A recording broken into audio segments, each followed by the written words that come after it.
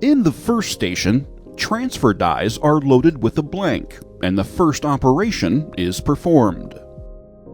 The two-axis transfer is a transfer unit that moves in the x-axis and the y-axis.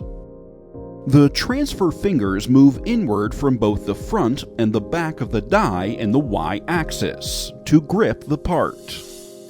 Once the part is gripped, the x-axis movement of the transfer bars then transfers the part by sliding it to the next sequential station.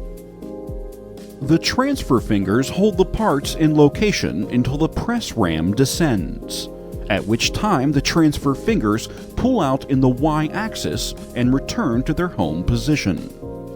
The transfer bars are then returned back along the x-axis to their original home position. At this point, the same cycle repeats with each press stroke. The three-axis transfer is a transfer unit that does everything that the two-axis unit does, but adds the z-axis movement by also lifting the part before the x-axis movement occurs. This is required if forming or drawing of the part requires the part to be elevated in order for it to be moved to the next station.